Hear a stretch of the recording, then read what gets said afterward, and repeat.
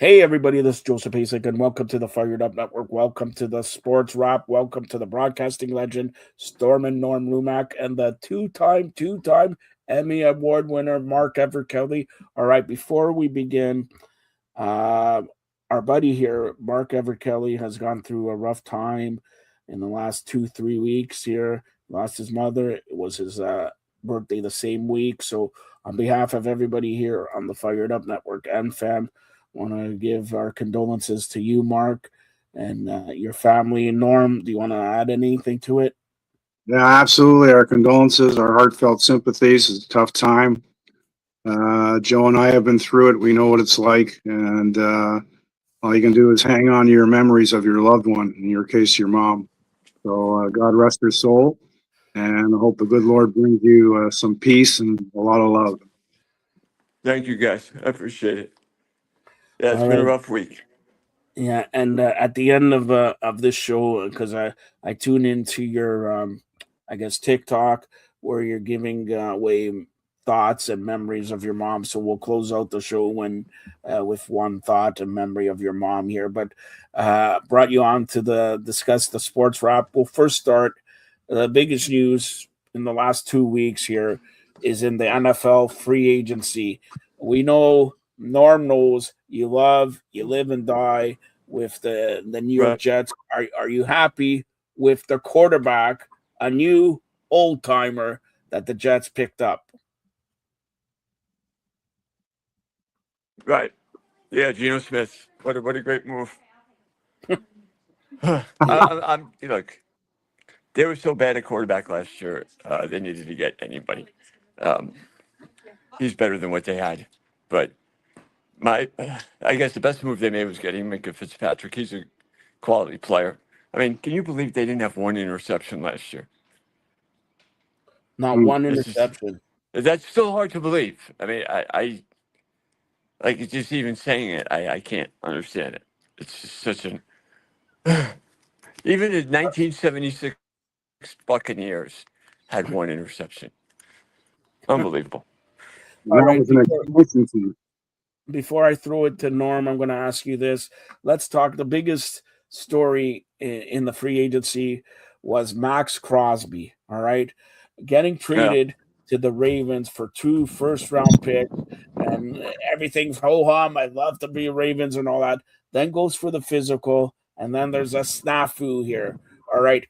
If you were the Ravens and if you were the Raiders, what would you do? And then I'll throw the same question at Norm. So go ahead, Mark, first. Well, what was it that that he failed in physical? What was the final result? He just had knee surgery to replace some stuff in the knee, and of course, he had surgery on Friday, and they had the physical on Tuesday. Of course, if you're going to do a surgery on 2 days before, it's show up. Right. I mean, look. Guy doesn't have much of an injury history from what I've seen, and he's a big time player. Players take a while to get over surgeries. So, and if you look at the Ravens the last couple of years, you can blame Lamar Jackson all you want. I think it's been a combination. Obviously, Jackson needs to play better in the playoffs, but their defense still could use a pass rusher like they had back in the day with Terrell Suggs and Ray Lewis and all those guys, Ed Reed. So I think that he'd be a good piece for them. I mean, the Ravens without Harbaugh now, you're going to see a whole totally different team. I don't know if Baltimore fans really understand how good of a coach John Harbaugh was. All right, Norm, like I said, same question to you. And then we'll go with the Ravens picking up Trey Hendrickson. So they save the money and they do Trey Hendrickson, which some people may say he's even better. Well, in terms of Max Crosby, I mean, we would be interested to know what part of that medical he failed. And, they've got to move on. But in any case, it'll be interesting. I guess eventually it'll come out. I was going to ask Mark, usually when franchises fail, i.e. the New York Jets, usually, Mark, I'm sure you'd agree, it goes right up to the ownership. Is it all about or mostly about the ownership with the Jets that they really haven't done much of anything since Joe Willie Namath pulled a big upset in 1968. Yeah, well, I mean that's not true. I mean they played a home playoff game in 2002. Don't forget. Okay, my Unbelievable. apologies. Yeah, I know, but yeah, their claim to fame is getting to back-to-back championship games. I guess in 2009, 2010, and if they really did like sell their souls for that one game in Super Bowl III, was it really worth it? But Woody Johnson, who's the owner of the Jets, you could say that he was the reason. He's a big reason why they're not winning. But you could say before him, and Leon Hess, that was the reason why they weren't winning. Then finally, Leon Hess got a brain, and he decided, well, maybe I should hire a football coach that actually knows how to coach. And he hired Parcells, and that was when things would have really turned around. And he had made a side deal with Belichick that Belichick was going to take over after he died, after Parcells left. And then when Leon Hess died, uh, Belichick said, no, this is too much like Cleveland in '95 when nobody knew what was going on, total chaos. So then he left and he went to the Patriots. Now, I don't know if the Jets with Belichick would have made any difference because you saw how good of a coach he is without Tom Brady. It's like something like 30 games under 500. So I don't know if that would have been any better, but Woody Johnson, since he's been owner, when you haven't made the playoffs in 15 years, going on 16 years, that's pretty bad.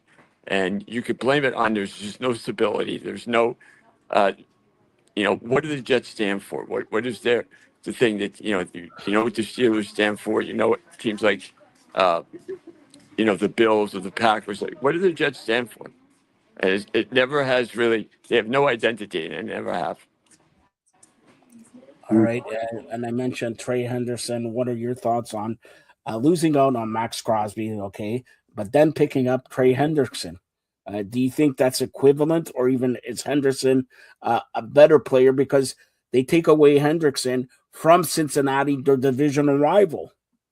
Yeah. Well, I mean, Crosby to me is a big time player. He makes, he's a star. And Hendrickson is not? No, I just think Crosby's a different type of player. Crosby's a guy that gets attention, that draws people to the game.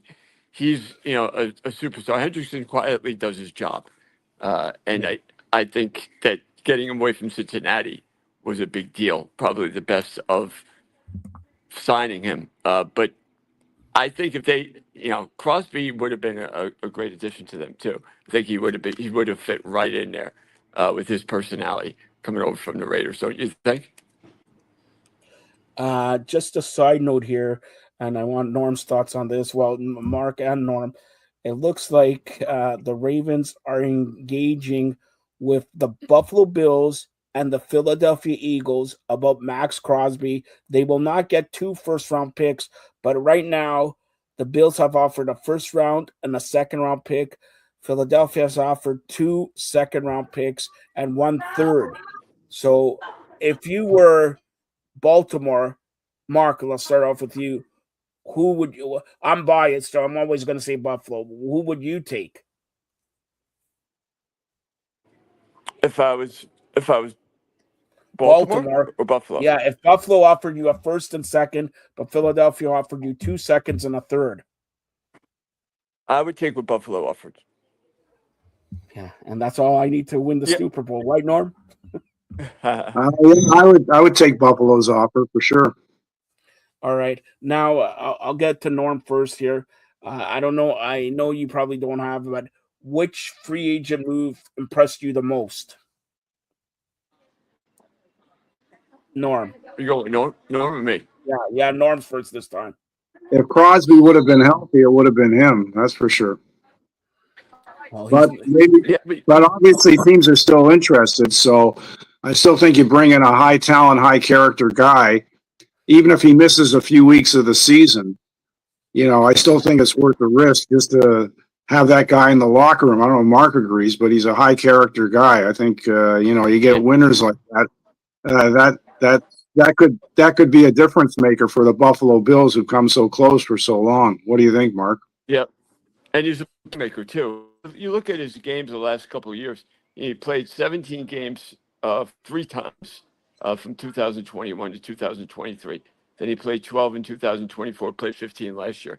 So he doesn't really have that much of an injury history at all. And he's a playmaker, like you need in big time playoff games. You need like a Bruce Smith or a Cornelius Bennett. Remember those guys, Joe?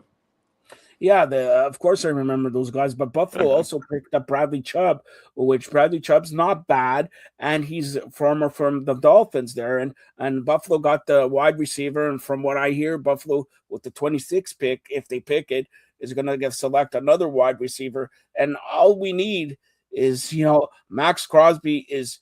I'm not going to say he's equivalent to Bruce Smith, but imagine finally having like a Bruce Smith type with Greg Rousseau there, with Bradley Chubb there. So the offense with Josh Allen is the offense, but the defense is back to where it was in 90, 91, 92. Like Mark mentioned, Bruce Smith, Bennett, all this stuff, Darryl Talley. So Buffalo, Darryl Talley was great. He was good. He was good. And the even Spider-Man. Remember, he had Spider-Man underwear, right? Yeah, Spider-Man. He had the armbands of Spider-Man and all that. But great for Buffalo there, and Buffalo picked up. But the Giants picked up everybody from Baltimore. Baltimore's center went to Oakland. Oakland did a lot, or not Oakland. The Raiders did a lot. Yeah. So even if they get back Max Crosby, or they get back a first round, the second round pick, Oakland, and especially they get the first pick overall, Mendoza's going to be very good. So, and maybe in Vegas, they got a team to cheer for now, right? And then on a side note, since we're talking NFL, they just released the jerseys of the new Tennessee Titans. It looks like the Houston Oilers jersey. Okay, it looks like the Houston Oilers jersey there. Let's head off to basketball here. Norm, in 2001, Kobe Bryant scored 81 points against Toronto Raptor team. All right, against Toronto Raptor team. You're watching. And I didn't realize he did that against the Raptors. Okay. Yes, he did it against the Raptors. Now, Bam Adebayo, a couple days ago from Miami, went bam, bam. Fred Flintstone, bam, bam, bam, bam. Bam, bam, bam, bam. Yeah. Yeah, 83 points for Bam Adebayo. And he's second ever. Of course, Will Chamberlain scored 100 points. Now, Bam Adebayo, 83. Kobe, 81. Nobody will touch my points of 106 in a game. Norm, what do you think? How, when you look at the NBA, you look at Kobe, LeBron, everybody, Jalen Brunson. Congratulations to our good Canadian pal, Shea Gilgeous-Alexander. He broke the record 127 straight games of at least 20 or more points. And boy, I got to tell you, I think he's going to go 128, 129, 100, whatever, almost 2 years straight with at least 120 20 points a game. Norm, the NBA is like they said before 20 years ago, it's fantastic. But really, is it really a young man's game here? Well, yeah. I mean, it's a young man's game. It's become, you guys may disagree, but it's a lot of three-point shooting going on. But I think the Shea Gilgeous-Alexander, I mean, to be on the same pedestal as Will Chamberlain, not too many players are ever going to do that. And as you say, he's going to probably surpass him by quite a few eventually in terms of 20-point games, because that's what SGA does. Pretty remarkable for the guy from Hamilton, Ontario, to do that. But, he's a good guy. He's all about his work ethic and making himself better and holds himself accountable. It's just an all-around great player, great person, and a real credit to Hamilton and to Canada. So congratulations to him. It's a great story, what he's done and what he continues to do. He's must-see TV, as they say. Then don't forget, when we're talking about Shea and we're talking about Wilt, it's like Mark. Wilt is what, 7'2", 7'3". Shea is a foot smaller, right? And we're talking about a center towards a point guard. And to score 20 points, because when you're a point guard, you drive the engine. You have to assist, you have to rebound, you have to tell this guy where to go and all that. And Right. and when center, you play defense too. But comparing it to Will Chamberlain, and for that matter, Bam Adebayo, 83 point. You can't even spell Bam Adebayo, 83 points. Come on, Mark, what do you say? Well, the funny thing was, the guy that averaged 16 points a game in the NBA never scored more than 41 in a game, and he scores 83. So that doubles his output in one night. I remember one time there was a guy who played for the Sixers. He went to college at Minnesota. I forget his name. He had a 50-point game one time, and I was like, wow, what this guy? It's like averaged like 5 points a game. This is about maybe 10 years ago, 12 years ago. But I mean, that to me was a shocker. When I saw it, I thought it was a misprint. I'm thinking, what is this, NBA 2K, where he scored 83 points? I mean, my created player could score 83 points, but outside of that, that was to me about as unlikely as anything I've seen in professional sports. Yeah, and it's Whoever bet that remarkable. is a millionaire. Yeah, it's exactly right. A millionaire now. The NBA's coming to a close here, where Raptors were in the 5th spot. Now they have to be in the play-in. Hopefully they get out of the play-in and get a spot there. But hey, if I asked you this, I'll start off with Norm here. Norm, I'll ask you this. Right now, if I ask you who's your NBA Finals pick, who would it be? NBA Finals? Yeah. I'll say it'd be the Celtics and Oklahoma. So you're you're throwing away Cleveland, and you're throwing away, Detroit. Detroit's in first place now. Yeah, but I just like don't forget Tatum was gone for most of the year. He just came back recently. He's made an impact. I think let's face it, he's a future Hall of Famer. He's an MVP kind of player. So you add a Celtics team that was already playing well without him, and then you put him in. Yeah. I'm not dismissing anybody else, Joe, but they're a pretty big mountain to climb to take down the Celtics now. Yeah. I agree with you. I agree with you. But Detroit, and let's face it, they haven't had the best of luck for the last 20 years since they won it with Isaiah Thomas, Joe Dumars. Go ahead, Mark. Since the fight at the Palace. Yeah, the Palace, the malice at the Palace there, all right? Yep. And you got to look at they're number one, and they're number one by, 5-6 games, right? I just think Boston's got to play Cleveland, or got to play, one of the better teams, New York, right? Boston, New York, and I don't have to tell you, New York this year wants it all, right? And I have a feeling that Boston is going to win one round. But I don't think in the second round, I don't think they're going to get back. I think it's going to be New York coming out of the East. Dare I say that? I have a sneaky feeling it could be New York, it could be Detroit, but I'm going with New York there. And in the West, Oklahoma won last year, but I have also a sneaky feeling. Like, did you see what this guy, Denver Jokic, did yesterday? 31 points, 21 rebounds, 11 assists. 7 steals for a guy who's 7'4". Like this, and they're just getting better and better. Mark, what would you say about the East? I think you agree with me and Norm. Boston's a good pick. Detroit could be, but I just have a feeling New York. And what about in the West? What do you say? Because you can't forget Wemby also in San Antonio. It's funny. Like the train comes through here like once a week, and of course it comes through now. I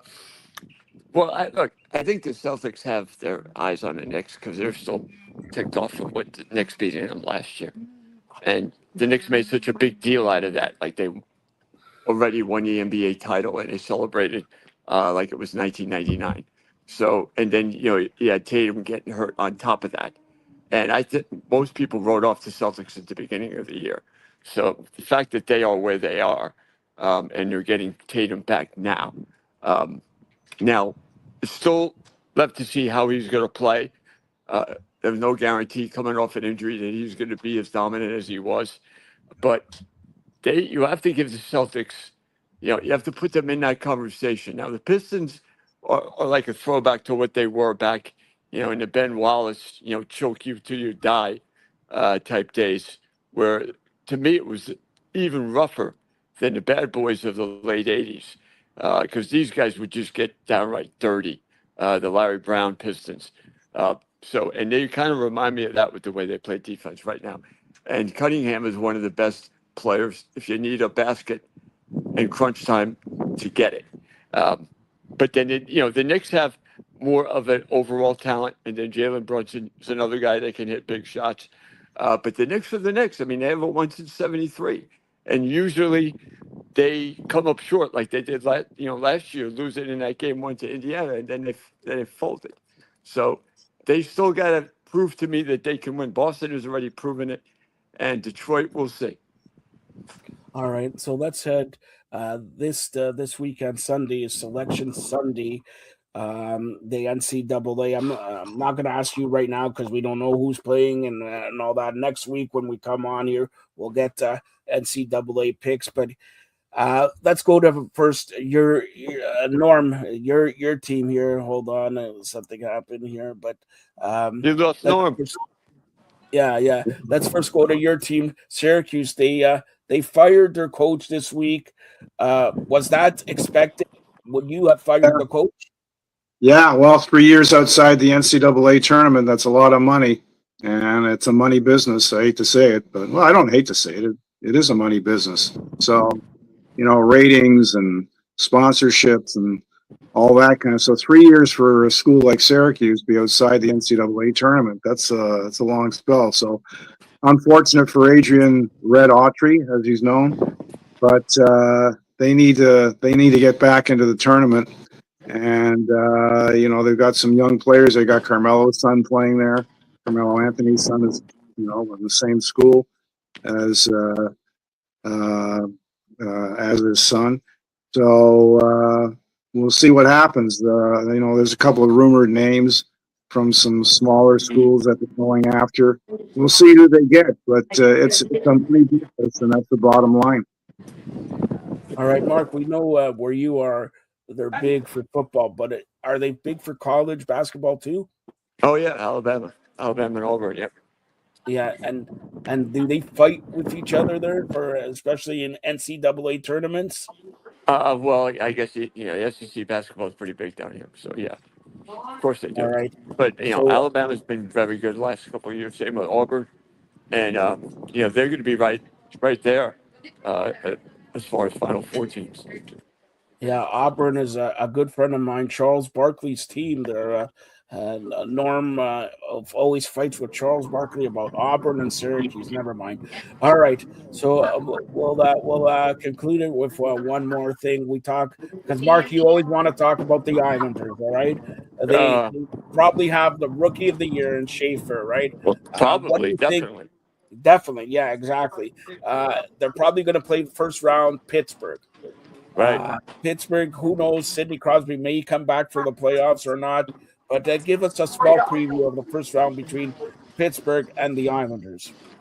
Well, look, I mean, I can't believe Crosby and Malkin are still playing. It was like, back in 2006, 2007, they've won how many cups at different times in their career? So, what's up, Coach? You've been up to get a pass. I'm sorry. Coach. I'll be with you in a minute. No, get the coach on. Get the coach on. Go ahead. I'm on live TV right now. Oh, okay. I know, but I'll talk to you in a minute. I did get it I got it for the Final Four, and I'm getting it for next year. Pass for beer. Oh, yeah, I got it. You got a pass for beer, Norm. You got a pass for beer. Wait a minute. Guys. Norm, he got a pass for beer. I'm sorry, guys. Yeah. What was the question? Where are pass? Never mind. The Islanders. The Islanders are going to play Pittsburgh. It looks like in the first round. Give me your a preview of that. Yeah. Okay. So like I said, the Islanders with Malkin and Crosby still around. And I think the Islanders have the best goaltending. Okay, he's leads the league in shutouts. The guy they got from Russia, and he's kind of struggled since they got him. But they, everybody's kind of equal in the East. The Islanders are only a couple points ahead for a playoff spot. So until they get in there, I'm not going to really say anything else. All right, Norm. Dare I say you want to talk about your Toronto Maple Leafs? Well, not much to say. They're heading for the golf courses, barring some unusual miracle. And it'll be interesting. I don't, unless you have some update from today in terms of Austin Matthews. No, With they said the news I heard is they will not hear anything till about 1:30 after lunch. So I don't know if that's good or bad, but we're talking about Roscoe Gudis giving sort of a knee-on-knee check to Austin Matthews, and Austin Matthews, even if he's okay or whatever, I would still sit him out 2 games or whatever. But if he's not okay, don't call him back for 15 games left. You're already out of the playoffs. Just if this year has a write-off. Let's hope they can, lose a lot more games so they can get their top 5 pick back. And within the top 5, they always, we talked about Mark's guy, the rookie of the year. Maple Leafs never had a number 1 defenseman since my good friend the King, Borja Salming. So maybe they can get a good draft pick there. Yeah, well, hate to say the word tank, but I agree. The Leafs need another franchise player. Obviously, the loss of Mitch Marner really hurt them. He decided to go. And, he was the playmaker for Austin Matthews. So they need another franchise player. And obviously, you can't make up points like that with like second and third liners unless you get exceptionally lucky or you're a very deep team. So it'd be in the best interest of the Maple Leafs to get that top 5 pick. And there's creative ways of tanking, if you want to put it that way. That's for sure. I mean, other teams have done it, so it's no big deal. So, Mark, we're going to close it out, but I'm going to ask you this. A couple final questions. The Players' Championship is underway in Sawgrass. Who's your pick for the Players' Championship? In golf? Yes. I could care less. What about the World Baseball Classic? Well, I was going to ask that. We're down to the quarterfinals and all that. USA, your team, barely going in, and now the luck of Canada. Canada gets first time in the World Baseball Classic, gets to the quarterfinal. Who do they play? USA. Dominican up against Japan. Dominican, of course, has Vlad Guerrero. What about the other picks there? Sunday or Saturday, Puerto Rico, Italy. Italy is undefeated. Who you like that? Puerto Rico, Italy. Thank you so much. Puerto Rico. Italy, right. come on. Italy, maybe if Calamaro was playing for them again like he did in 2000. And Venezuela, Japan. I think Puerto Rico. Okay, and Venezuela, Japan. I take Venezuela. Norm, those games, Puerto Rico, Italy, who do you like? Well, I'll tell you what, I'm going to pick the DR, the Dominican Republic, to win the whole thing. So whatever happens in the playoff games will be interesting, but I'm going to ride the DR train to bring home the title. All right. Do you guys like this? Do you like the World Baseball Classic? Once in every 3 years, it's okay. But when you say World Baseball Classic, there's only 4 or 5 teams that it's much like hockey. There's only 4 or 5 teams that are good. USA, Canada's, Japan, Korea, Dominican, Puerto Rico's, there and all that. So there's only 4 or 5 teams that could win it, and they need a bigger pool. Put it that way. They need a bigger pool. And now, Norm, I'm going to ask you about this.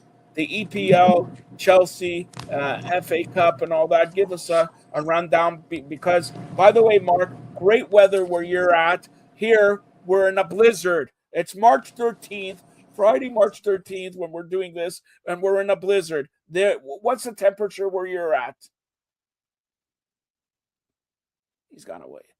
Okay, go ahead, Norm. Yeah, you want to know about Chelsea. They lost to Paris Saint-Germain 5-2 in the Champions League, first leg. They get the next leg back at Stamford Bridge next Tuesday. That's a huge 3-goal deficit to make up, but they got nothing to lose. I'm sure they'll go flat out, playing at home especially.